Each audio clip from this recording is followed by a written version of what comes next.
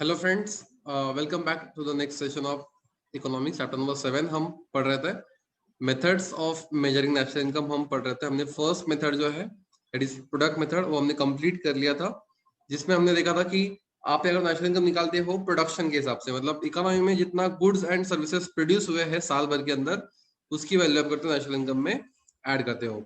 Okay, तो उसमें दो मेथड देखे थे हमने, एक आपका फाइनल गुड्स अप्रोच भी था, एक वैल्यू एडेड अप्रोच था।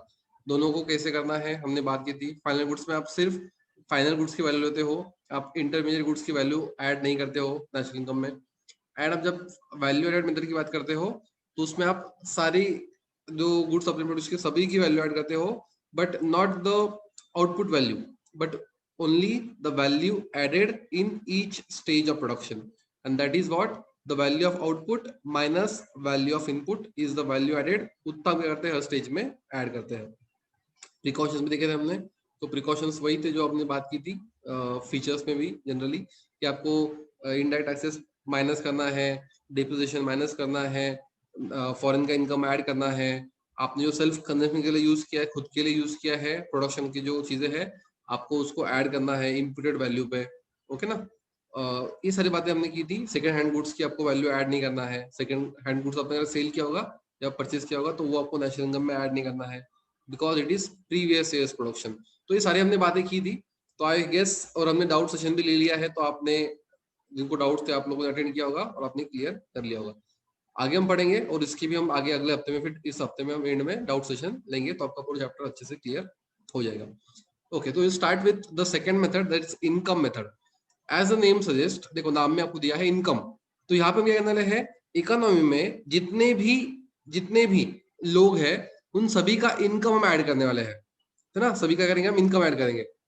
आपको इकोनॉमी के जो लोगों को जितना भी इनकम मिल रहा है फ्रॉम वेरियस सोर्सेज, फिर वो सोर्सेज कोई भी सोर्स हो जहां से उनको जो इनकम मिल रहा है, उन सारे इनकम को क्या करेंगे, ऐड करेंगे। एक्सेप्ट फ्यू, कुछ आपको दिए हैं जो आपको प्रिकॉशन में दिए कि आपको क्या ऐड नहीं करना है, उतना छोड़ के हम क्या करेंगे, सारे इनकम को ऐड कर लेंगे, and that will amount to the national income. वो हमारा नेशनल इनकम बन जाएगा। अभी आप बोलेंगे सर ऐसे कैसे करना है, तो आपको एक चीज समझना है इसमें। देखो इकोनॉमी में आपको प्रोडक्शन पे ध्यान देना है। किस पे ध्यान देना है, प्रोडक्शन पे। तो प्रोडक्शन क्या होता है आपको पता है, इकोनॉमिक्स में प्रोडक्शन का मीनिंग क्या होता है, एनीथिंग विच क्रिएट्स यूटिलिटी और which adapts the utility is called as production. ऐसी कोई भी चीज, फिर वो गुड्स का हो या सर्विस का हो, इससे कोई भी चीज जिससे क्या हो रही है, यूटिलिटी क्रिएट हो रही है, यूटिलिटी बढ़ रही है, ऐसे एक्टिविटी को क्या कहते हैं हम, प्रोडक्शन कहते हैं। तो प्रोडक्शन मतलब से आप क्या, आप टोमेटो से केचप बना रहे हो, राइट, या आप कॉटन से आप क्लोथ बना रहे हो, उसको प्रोडक्शन नहीं कहेंगे, वो तो प्रोडक्शन है ही। उसके अलावा भी जो बहुत सारी चीजें ऐसी प्रोडक्शन होती है, जैसे एग्जांपल मैं आपको पढ़ा रहा हूँ, ये भी क्या है, ये प्रोडक्शन ही है, बिकॉज ये क्या है, ये सर्विस क्या हो रही है, प्रोड्यूस हो रही है यहाँ पे। सर्विस क्या हो रही है, प्रोड्यूस हो रही है। तो गुड्स हो या सर्विसेज हो, प्रोडक्शन जब हो रहा है तो उसे क्या कहते हैं, उसे हम प्रोडक्शन कहते हैं। ठीक है, तो आपको समझना क्या यहाँ पे, प्रोडक्शन करते वक्त जितना भी इनकम फैक्टर्स को अक्रू होता है, देखो हर एक चीज जो प्रोडक्शन हो रही है आपको उतना ऐड करना है, प्रोडक्शन के लिए जो इनकम मिलता है उतना ऐड करना है। प्रोडक्शन में चार बातें आपको लगती है, there are four factor production. एक है लैंड, लेबर, कैपिटल लगता है, एंड बिजनेस में होता है, एंटरप्रेन्योर होता है, राइट। तो जो लैंड है, जो ओनर्स ऑफ लैंड है उनको रेंट मिलेगा, राइट, लैंड देने के लिए। जो लेबर दे रहे हैं उनको वेजेस मिलेगा, राइट।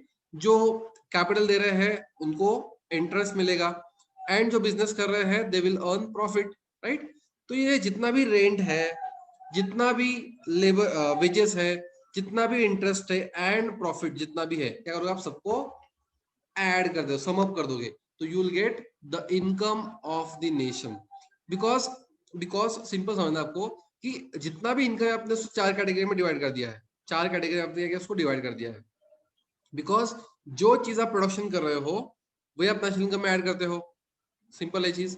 हाँ, तो प्रोडक्शन करने में चार चीजें लगती है आपको, एक लैंड, लेबर, कैपिटल, एंटरप्रेन्योर। तो इनको जो इनकम मिलने वाला है प्रोडक्शन करते वक्त, उसे क्या कहेंगे हम, इनकम, फैक्टर इनकम कहते हैं, उसे कहते हैं फैक्टर इनकम। फैक्टर को मिलने वाला income, rent, wages, interest and profit is the factor income. तो जो फैक्टर इनकम है उनको कहते हो एड अप कर लेते हो, तो उसे कहते हैं व्हाट, टोटल। आप जब सबको ऐड करते हो उसे कहते हैं नेशनल इनकम, ठीक है ना, समझ आपको? अभी यहाँ पे एक नया कंसेप्ट पढ़ना आपको, एक होता है मिक्स्ड इनकम। क्या होता है? Mixed income. कभी कभी क्या होता है आपको, ये जो रेंट, वेजेस, इंटरेस्ट, प्रॉफिट हमने बात की ना, चारों फैक्टर ऑफ प्रोडक्शन के इनकम होते हैं, फैक्टर इनकम जिसे कहते हैं हम, तो इनमें आपको डिस्टिंग्विश करना पॉसिबल नहीं होता है कि कौन सा इनकम रेंट का है और कितना इनकम वेजेस का है, उसको कितना इनकम प्रॉफिट का है, आप इसको डिस्टिंग्विश नहीं कर पाते हो। तो ऐसे केस में instead of distinguishing the fact income, आप कहते हो एक नया कैटेगरी बना दिया आपने, उसे कहते हैं मिक्स्ड इनकम, जिसमें क्या है कुछ पोर्शन लेबर का होगा, कुछ पोर्शन प्रॉफिट का होगा, मतलब कुछ पोर्शन वेजेस का होगा, कुछ पोर्शन प्रॉफिट का हो सकता है, या रेंट का एंड वेजेस का पोर्शन रहेगा उसमें। मतलब एक से ज्यादा जो इनकम है फैक्टर इनकम, उनका क्या रहेगा, मिक्स्ड पोर्शन रहेगा वहां पे, है ना? तो उसको आप बाइफेकेट नहीं कर पा रहे, उसको क्या करते हैं आपने, उसको बाइफेकेट करने के चक्कर में पढ़ नहीं रहे हो आप, अगर उसको नाम दे दिया आपने मिक्स्ड इनकम। अब बोलेंगे सर ऐसा कैसे होता है, कौन से केस में होता है? तो आपको एग्जांपल दूंगा समझने के लिए, ठीक है? सो एग्जांपल, सपोज मेरा बिजनेस है, I am operating a business, है ना, मेरा एक बिजनेस है। अभी क्या कर रहा हूँ मैं, मेरा बिजनेस है, मैं उसमें काम करने वाला हूँ, राइट? मैंने उसमें पैसा डाला है, तो कैपिटल डाला है, राइट? देखो मेरा बिजनेस है, मैं उसमें टाइम भी दे रहा हूँ, मैंने उसमें पैसा भी इन्वेस्ट किया है, राइट? और आइडिया मेरा है, समझा आपको? अभी मुझे जो पैसा मिलने वाला है, मुझे जो बिजनेस से पैसा मिलने वाला है, मुझे बताओ वो मेरा कैपिटल का इंटरेस्ट है, या मेरा जो मैंने टाइम दिया, जो सर्विस दिया मैंने बिजनेस को, उसका वेजेस है, या मैंने जो बिजनेस है, मैं एंटरप्रेन्योर हूं तो उसका प्रॉफिट है। तो it is very difficult to bifurcate कि what portion is attributed to wages, how much portion is attributed to interest, and how much for profit. तो इसको आप डिस्टिंग्विश करना आपके लिए बहुत डिफिकल्ट हो जाता है, बिकॉज यहाँ पे क्या है, तीनों में एक ही पोर्शन है ना, आपको जितना बचा उतना आपका है, लेकिन उसमें से कितना वेजेस का है, कितना इंटरेस्ट का है और कितना प्रॉफिट का है, उसको आप बाइफरकेट नहीं कर पाते हो, बराबर है? और करना भी नहीं चाहते हो, सिंपल है। तो इसलिए आप कहते हो, इसे of doing bifurcating this income, आप कहते हो उसे आपने नया कैटेगरी बना दिया, क्या? मिक्स्ड इनकम, कि जिसमें आप एक से ज्यादा आपका जो फैक्टर इनकम आ रहा है उसे आप कहते हो मिक्स्ड इनकम कहते हो, है ना? तो national income is equal to what? Rent, जितना भी रेंट है उसको ऐड करोगे, जितने भी लोगों को वेजेस मिल रहा है उसको आप ऐड करोगे, जितने भी लोगों को इंटरेस्ट मिल रहा है, वेजेस मिल रहा है, रेंट मिल रहा है, तीनों हो गया, एंड प्रॉफिट मिल रहा है, उसको आप ऐड करते हो, प्लस उसमें आप मिक्स्ड इनकम ऐड कर दोगे। मिक्स्ड इनकम क्या है? इसी का पार्ट है जिसको आपने बाइफरकेट नहीं किया है ना, तो दैट इज मिक्स्ड इनकम, वो भी आप ऐड कर दोगे इसमें। And last but not the least, foreign का income, net income from abroad. Foreign का जो नेट इनकम है, export minus import, receipt minus payment, जो नेट इनकम जो आपको फॉरेन से मिल रहा है, उसको भी आपको ऐड करना है। तो आप जब ऐड कर लेते हो तो that will becomes your national income by income method. Logical है, सिंपल है, पढ़ेंगे देखो। This method is measuring method of measuring national income is also known as factor cost method, because ये factor cost ना, factor का जो cost होता है, लैंड का कॉस्ट होता है, लेबर रेंट, सॉरी, लेबर का होता है वेजेस, कैपिटल का होता है इंटरेस्ट, तो फैक्टर कॉस्ट है ना, हम क्या कर रहे हैं, फैक्टर का कॉस्ट निकाल रहे हैं, फैक्टर कॉस्ट मेथड इसलिए उसे कहते हैं, लॉजिकल है नाम। This method estimate national income from distribution side, है ना, इनकम का डिस्ट्रीब्यूशन कैसा, कितना रेंट, कितना वेजेस, कितना इंटरेस्ट, कितना प्रॉफिट, है ना, इनकम का डिस्ट्रीब्यूशन किस तरह से हुआ है। तो मैं अगर हम नेशनल इनकम को डिस्ट्रीब्यूशन के हिसाब से क्या कर रहे हैं, काउंट कर रहे हैं, मेजर कर रहे हैं, है ना।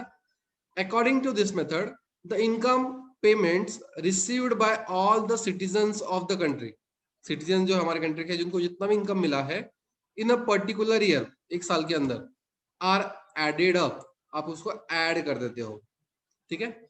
That is income that accrues to all factors of production, factor production जितने भी है, उनको जितना इनकम अक्रू हो रहा है ना, जितना मिल गया है या मिलने वाला है, जो भी है, अक्रूवल कंसेप्ट पता है आपको, तो वो हम क्या करते हैं, ऐड कर साल भर के अंदर वाला, by way of rent, wages, interest and profits, है ना। तो आपको जितना मतलब इकोनॉमी के लोगों को जितना भी साल भर के अंदर रेंट मिलने वाला है, वेजेस मिलने वाला है, इंटरेस्ट मिलने वाला है, एंड प्रॉफिट मिलने वाला, उसको ऐड करते हो। देखो पेमेंट मिल जाना जरूरी नहीं है, आप अक्रूवल कंसेप्ट फॉलो करते हो, ड्यू होना चाहिए, है ना, मिल गया है या बाकी है उससे मतलब नहीं है। आर एडेड टुगेदर, है ना, उसको आप ऐड करते हो टुगेदर। हाँ, but income received in form of transfer payments are ignored. अभी यहाँ पे एक वर्ड आया है ट्रांसफर पेमेंट्स, और ये वर्ड आपको मैंने पीछे बताया था जब मैंने टैक्सेस की बात की थी कि what is transfer payments. Transfer payment मतलब ऐसे पेमेंट्स जहां पे कोई प्रोडक्शन नहीं हुआ है, बट फिर भी क्या हो रहा है, आप पेमेंट कर रहे हो। क्या हो रहा है, प्रोडक्शन नहीं हुआ है फिर भी आप पेमेंट कर रहे हो, उसे कहते हैं transfer payment. It is just a transfer of income और transfer of amount from one hand to another hand without any production activity. कोई प्रोडक्शन एक्टिविटी न करते हुए आप एक आदमी से दूसरे आदमी के पास पैसा कर रहा है, ट्रांसफर हो रहा है। ऐसे एग्जांपल के तौर पे हम एग्जांपल लेंगे, एग्जांपल है डोनेशन। सपोज मैंने किसी को डोनेशन दिया, तो उसने मेरे लिए कुछ काम किया है क्या, कुछ काम नहीं किया, लेकिन फिर भी मैंने उसको डोनेशन दिया है। तो डोनेशन क्या है, it is a transfer payment है। मेरे लिए क्या है, ट्रांसफर पेमेंट है, उसके लिए क्या है, ट्रांसफर इनकम है। समझ में आ रहा आपको। या एग्जांपल, आप एज ए स्टूडेंट आपको स्कॉलरशिप मिलती है गवर्नमेंट के से या और किसी थर्ड पर्सन से स्कॉलरशिप मिलती है। उसमें क्या होता है, आप कुछ कर रहे हो उस आदमी के लिए या गवर्नमेंट के लिए कुछ करने वाले हो क्या, नहीं, आप आपकी पढ़ाई करने वाले हो, लेकिन आपकी पढ़ाई का खर्चा कर रहा है गवर्नमेंट ले रहा है या कोई थर्ड पर्सन ले रहा है। ये भी क्या है, ये ट्रांसफर पेमेंट है। मतलब आप कोई एक्टिविटी प्रोडक्शन काम, आप प्रोडक्शन की एक्टिविटी ना करते हुए आपको पैसा मिल रहा है, उसे कहते हैं, या पैसा मिल रहा है, पैसा दे रहे हो, जो भी है पेमेंट या इनकम, उसे कहते हैं ट्रांसफर पेमेंट्स। आपको ध्यान में रहा है। जैसे एग्जांपल एम्प्लॉयमेंट अलाउंस होता है, सॉरी अनएम्प्लॉयमेंट अलाउंस। ठीक है, आपको जॉब नहीं है, इफ यू आर अनएम्प्लॉयड और आप गवर्नमेंट का रजिस्टर करते हो अनएम्प्लॉयड के, अनएम्प्लॉयड ऐसा, तो आपको कहता है महीने का एक अमाउंट 1000-2000 रुपए कहता है आपको महीने का मिलता है गवर्नमेंट की साइड से। क्यों, क्या आप अनएम्प्लॉयड हो, आपको घर खर्चा चलाने के लिए गवर्नमेंट आपके उनके साइड से आपको दे रहा है। तो ये क्या है, it is a transfer payment, because यहाँ पे आप कुछ एक्टिविटी नहीं कर रहे हो, आप कुछ प्रोडक्शन नहीं कर रहे हो, बट फिर भी आपको पैसा मिल रहा है, तो ये क्या है, ट्रांसफर पेमेंट है। तो प्रोडक्शन ही नहीं हुआ है, ऑब्वियसली आपको लॉजिकल ध्यान में रहा है, अगर प्रोडक्शन ही नहीं हुआ है तो आप नेशनल इनकम में ऐड क्यों करेंगे, नहीं करेंगे, लॉजिकल है। समझते आपको। इसीलिए ट्रांसफर पेमेंट जो है आपको नेशनल इनकम में ऐड नहीं करना है। Okay, the data pertaining to income are obtain from different sources. है ना, इनकम का आपको इनकम का डिटेल चाहिए आपको, कि जैसा इंडिविजुअल है इकोनॉमी के, उनको कहाँ कहाँ से इनकम मिला है, कितना रेंट मिला है, कितना वेजेस मिला है, तो आपको डेटा कहाँ से मिलेगा, तो अलग अलग सोर्सेस है। जैसे एग्जांपल, किसी ने आपसे सवाल पूछा था डेटा मिलता है कहाँ से, तो आपको यहाँ पे दिया है, देखो इनकम टैक्स की रिटर्न है, राइट। आदमी, आप हर साल में आपने कितना इनकम अर्न किया, तो आप रिटर्न फाइल करते हो ऑनलाइन, तो that is income tax return है। या रिपोर्ट्स होते हैं गवर्नमेंट के, या बुक्स ऑफ अकाउंट आप मेंटेन करते हो, या एस्टिमेट होता है फॉर स्मॉल इनकम्स, गवर्नमेंट का एस्टिमेट होता है कितना इनकम हुआ होगा, है ना, बारिश के हिसाब से सब, मतलब फार्मर्स का वगैरह। तो ये क्या होता है, एक एस्टिमेट होता है कुछ जगह पे। तो इस तरह से गवर्नमेंट को डेटा मिलता है। बट जैसा को मैं पहले दिन बताया था, या उस लेक्चर में बताया था, कि डेटा का अवेलेबिलिटी जो है ये सबसे बड़ा इशू है किसमें, नेशनल इनकम के एस्टिमेशन के अंदर। तो एक्यूरेट डेटा तो आपको नहीं मिलने वाला है। हाँ, एस्टिमेटेड डेटा आप बोल सकते हो, है ना, अंदाजे बेसिस पे, तो जिसमें आपको कुछ अजम्पशंस करने पड़ेंगे और आप उसे आपसे करते हो, नेशनल इनकम निकालते हो।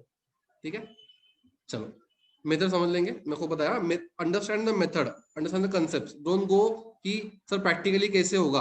आपको वो चीज में ज्यादा दिमाग, हाँ थोड़ा सोच सकते हो आप, लेकिन ज्यादा दिमाग नहीं लगाना है कि सर ऐसा हो तो पॉसिबल ही नहीं है। हाँ, वो करेंगे, गवर्नमेंट करेगी, है ना, उसको आप टेंशन लो, आपको क्या होता है, कैसे होता है, that you have to focus.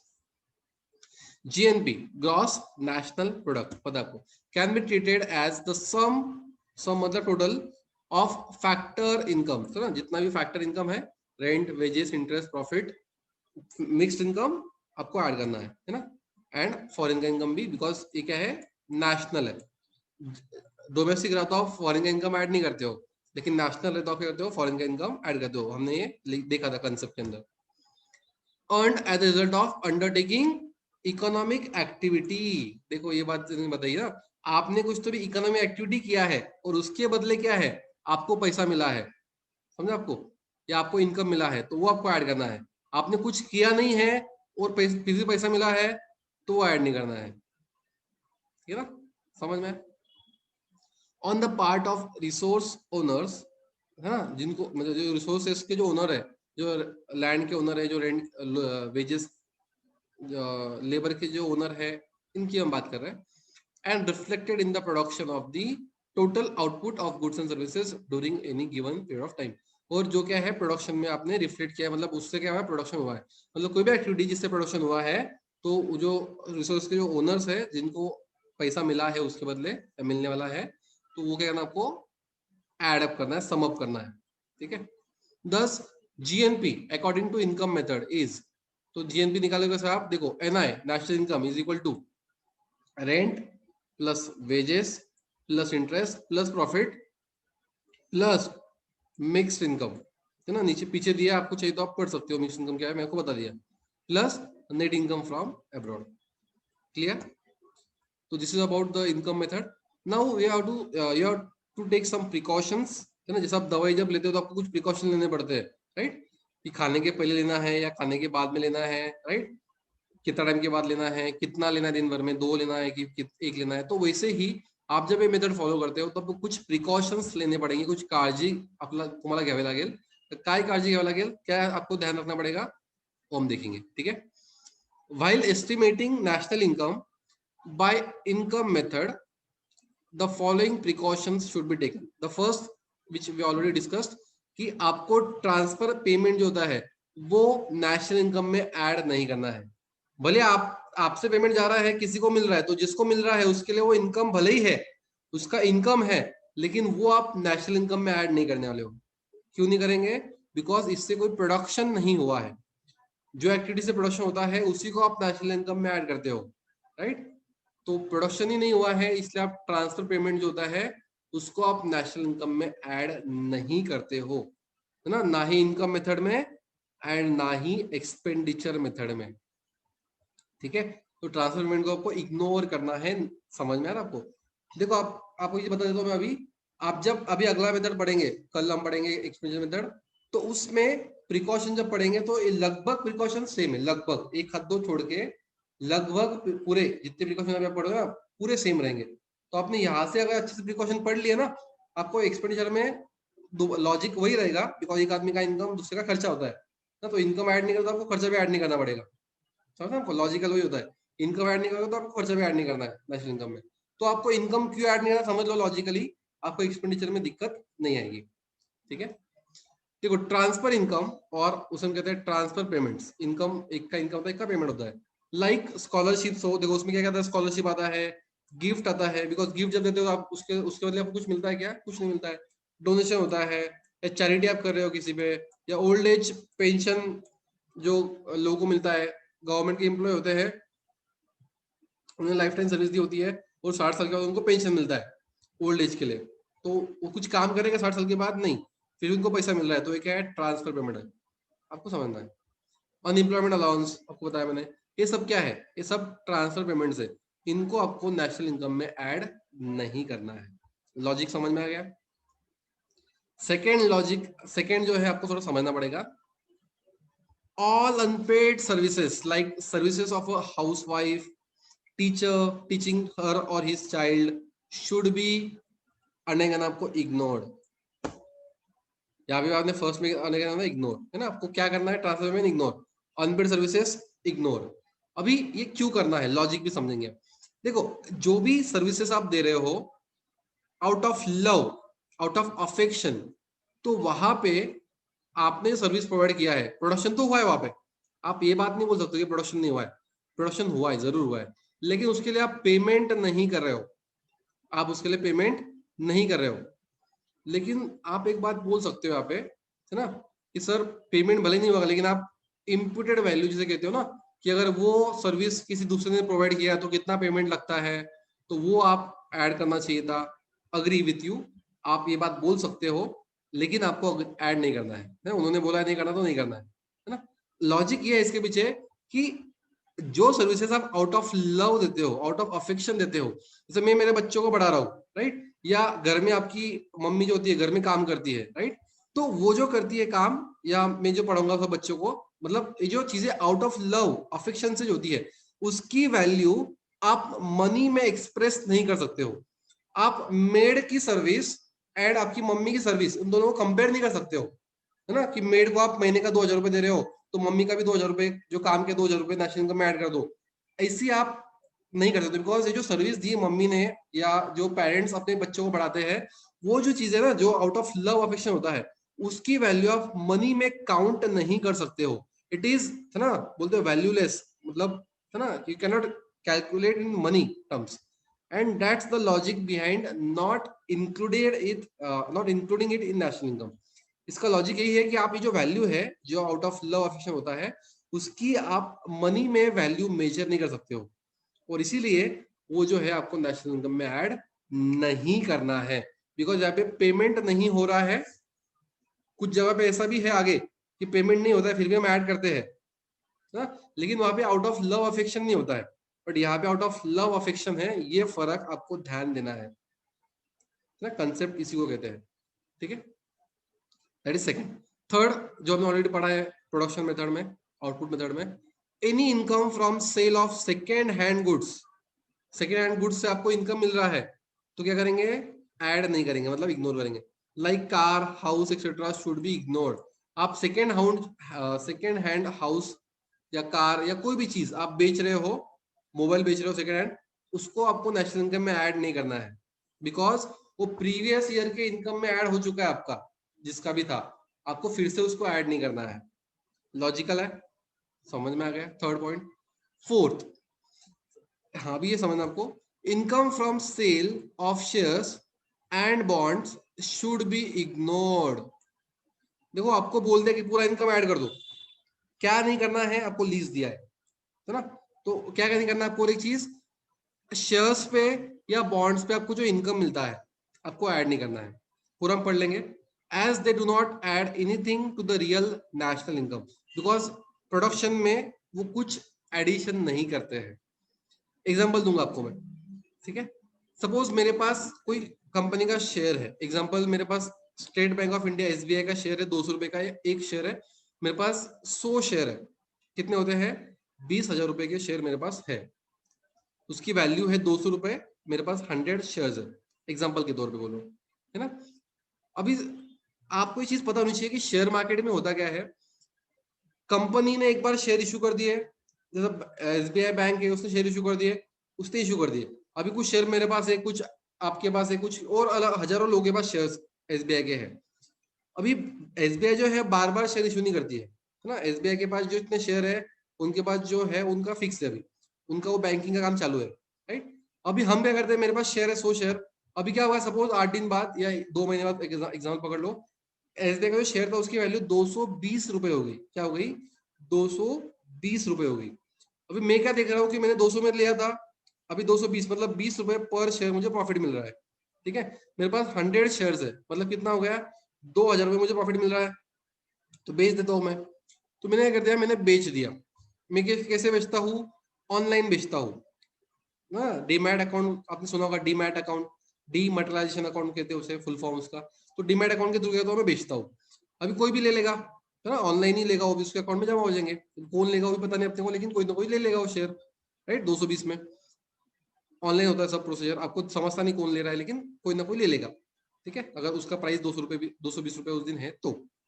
अभी समझना आपको ये है, मुझे 20 रुपए का प्रॉफिट हुआ है, तो मेरा जो 20 रुपए प्रॉफिट हुआ है, 20 इंटू 100 शेयर, मतलब 2,000 रुपए प्रॉफिट हुआ है, वो नेशनल इनकम में ऐड करना है या नहीं करना है, दैट इज अ क्वेश्चन। तो answer is you have to ignore it, you should not add it in national income.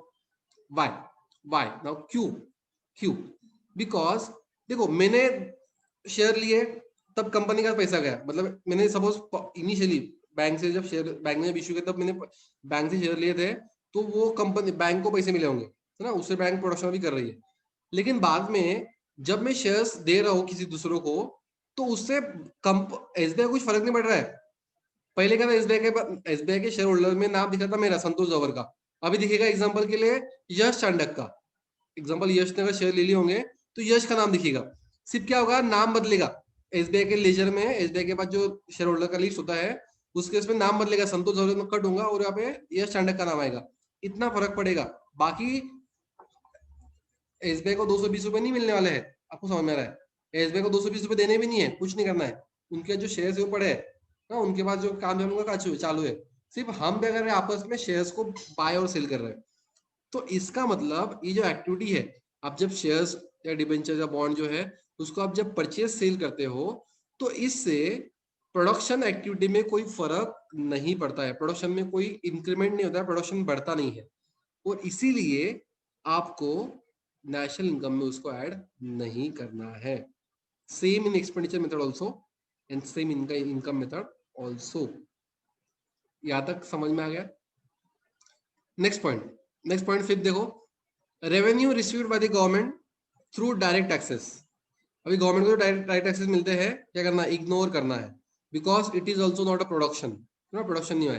क्या हो रहा है? सब एग्जाम्पल, मेरा इनकम एग्जाम्पल 8 लाख रुपए साल का इनकम है, तो क्या 8 लाख में जो भी मेरा टैक्स आ रहा है, अभी टैक्स निकालने के सबको मैंने पढ़ा था 11th में, याद होगा तो जितना भी टैक्स आ रहा है, एग्जाम्पल के तो लाख रुपए टैक्स आया एग्जाम्पल के तौर पर, मैंने लाख रुपए गवर्नमेंट को दे दिया, है ना? तो ये जो हुआ, मैंने 1 लाख रुपए जो गवर्नमेंट को दिए है, इससे कोई प्रोडक्शन हुआ है क्या? नहीं हुआ है ना? तो इसलिए कहना है उसको ऐड नहीं करना है, because it is just a transfer income. Because ये जो डायरेक्ट टैक्सेस जो मैंने ट्रांसफर किया ना एक आदमी से दूसरे, मतलब आप लोग जो गवर्नमेंट को पे करते हो, ये क्या है? It is just a transfer of income from one hand to other hand, from public to government, ऐसा इनकम का ट्रांसफर हो रहा है, और इससे कोई प्रोडक्शन में इजाफा, प्रोडक्शन में कोई इंक्रीमेंट नहीं हो रहा है, और इसीलिए आपको नेशनल इनकम में इसको ऐड नहीं करना है। ओके, यहाँ तक कोई दिक्कत नहीं। नेक्स्ट, सेकंड लास्ट, अभी 5 पॉइंट जो देखिए, आपने देखा कि ऐड क्या नहीं करना है। अभी 6 एंड 7 में आपको देखा कि क्या ऐड करना है। कुछ दो अलग चीजें हैं जो आपको समझना है कि ऐड करना पड़ेगा। क्या चीजें हैं? Undistributed profit of companies. अभी कंपनी ने एग्जांपल, सपोज कंपनी का एग्जांपल प्रॉफिट 10 लाख रुपए हुआ। कितना हुआ? 10 लाख रुपए प्रॉफिट हुआ। कंपनी ने क्या किया? 4 लाख रुपए जो है वो डिविडेंड दे दिया। किसको? शेयर होल्डर्स को। क्या कर दिया? डिविडेंड दे दिया शेयर होल्डर्स को।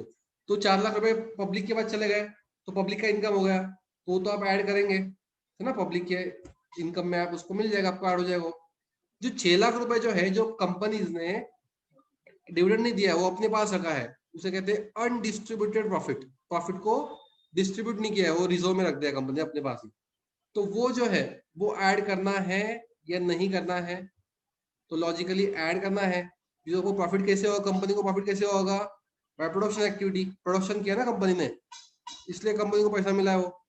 तो जो 6 लाख रुपए जो है हमारे एग्जांपल में, जो कंपनी ने डिविडेंड नहीं दिया है, क्या करना है उसको? उसे कहते हैं अनडिस्ट्रीब्यूटेड प्रॉफिट। जो प्रॉफिट डिस्ट्रीब्यूट नहीं किए हैं वो प्रॉफिट, उसको आपको ऐड करना है। क्लियर? और बाकी गवर्नमेंट आपको जो भी सर्विस देती है, जिसके लिए गवर्नमेंट आपसे पैसा लेती है, देखो सर्विस दे रही है तो सर्विस जब दे रही है मतलब क्या? गवर्नमेंट आपको प्रोडक्शन कर रहा है, और उसके लिए गवर्नमेंट को आपसे पैसा भी ले रहा है, तो वो जो है आपको नेशनल इनकम में ऐड करना है। ऐसा नहीं कि गवर्नमेंट दे रहा है इसलिए आपको नेशनल इनकम में ऐड नहीं करना है, ऐसी बात नहीं है। हमने आगे जो भी बात की ना, वहां पे क्या था? प्रोडक्शन नहीं हो रहा था, इसलिए आपने ऐड नहीं किया था।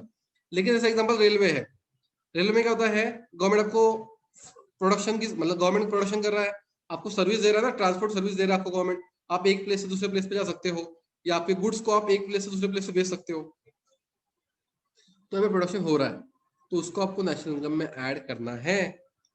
सिंपल है, लॉजिकल है। तो गवर्नमेंट का जो भी, गवर्नमेंट की जो कंपनीज है, गवर्नमेंट की जो भी एजेंसीज है जो प्रॉफिट के लिए काम कर रही है ना, जो आपको सर्विस दे रही है, पैसा ले रही है, तो वो जो गवर्नमेंट का जो पैसा गवर्नमेंट को मिला है, जो इनकम है वहां पे, आपको वो नेशनल इनकम में ऐड करना है। इनकम फ्रॉम गवर्नमेंट प्रॉपर्टी, तो गवर्नमेंट की प्रॉपर्टी है, गवर्नमेंट ने रेंट पे दी होगी किसी को, तो गवर्नमेंट को पैसा मिला है, तो वो आपको ऐड करना है obviously. And profit from the public enterprises, अभी जैसा रेलवे का एग्जांपल दिया आपको मैंने, गवर्नमेंट की कंपनी रेलवे, गवर्नमेंट को पैसा मिल रहा है, प्रॉफिट मिल रहा है, तो ऐड करना है आपको। बाकी भी जो गवर्नमेंट की कंपनीज है, जहां से गवर्नमेंट को पैसा मिल रहा है, प्रॉफिट मिल रहा है, ऐड करना है।